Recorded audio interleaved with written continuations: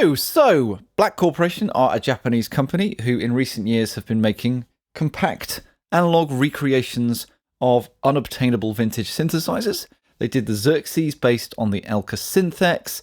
They did the Kijimi based on the RSF Poly Cobol, the Decade's Dream based on the Yamaha CS80, and now the ISE-NIN based on the Roland Jupiter-8. Now, I know a lot of you want me to do a comparison between this and an original Jupiter, and I will do that in this video. But first, let's take a look and listen to ISE-NIN in its own right.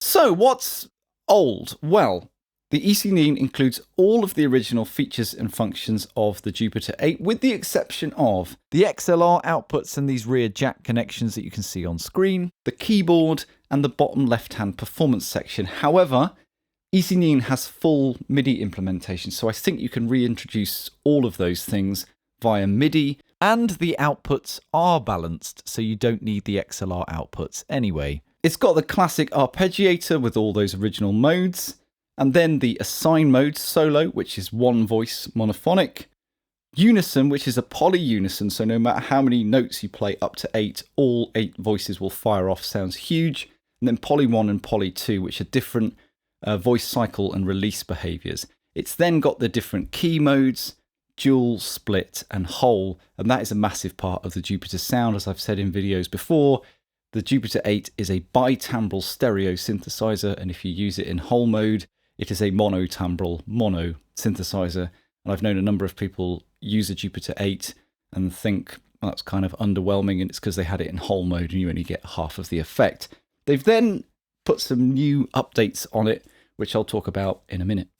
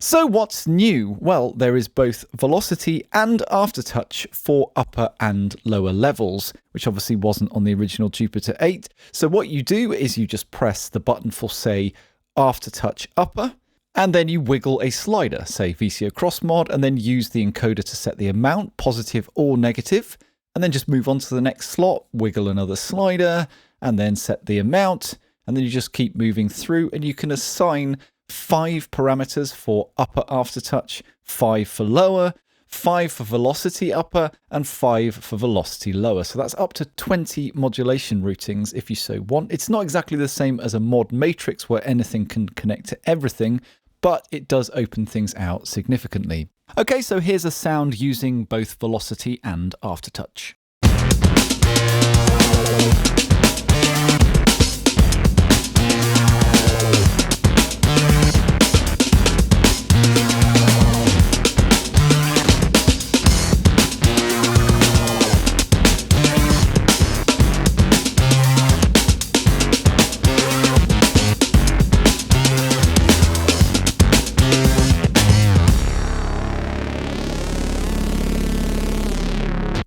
have a little look at the menu. You've got all your MIDI options, and you can do things that are really simple, like change the split point, which you couldn't do on the original Jupiter. That's always fixed.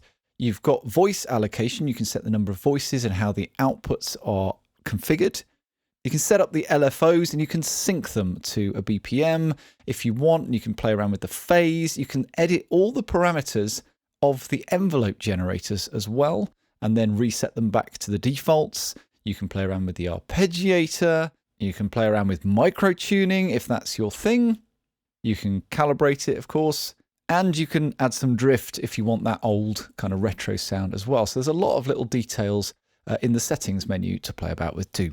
Okay, so here's a demo using different arpeggiator modes for the upper and lower parts. With the LFOs synced, and I can cycle through different rhythmic values on the fly, and then run the different parts through some effects, and you can create some really interesting things.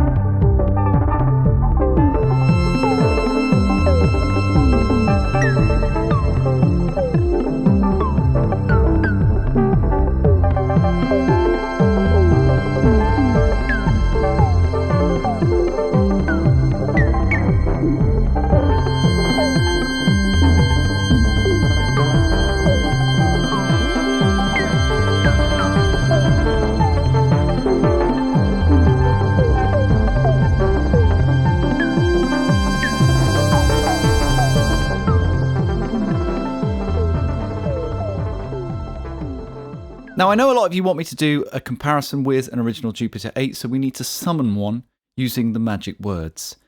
By Wakeman's cape and Vangelis beard, may a Jupiter-8 appear right here. I'm always amazed that works, but it totally does.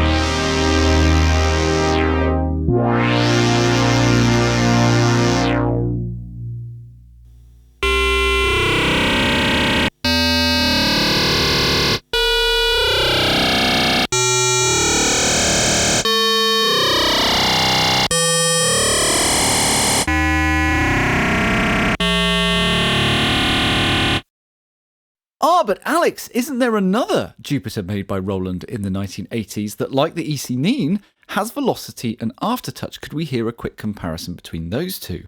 Okay, let's say the magic words. By Marauder Shades and Carlos Hand, may a Super Jupiter appear upon this stand. I'm always amazed that works, but it totally does.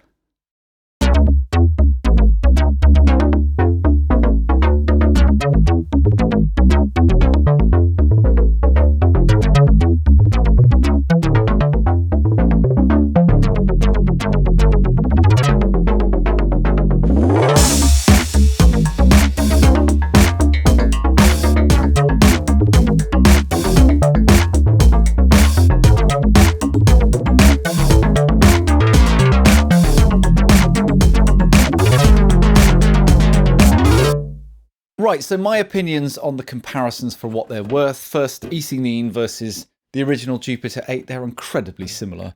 I wouldn't say they are 100% exactly the same. You would never be able to tell them apart. There are little differences, but bear in mind that if you got half a dozen original Jupiters together, there would be differences between them due to the nature of analogue and the nature of 40-year-old analogue.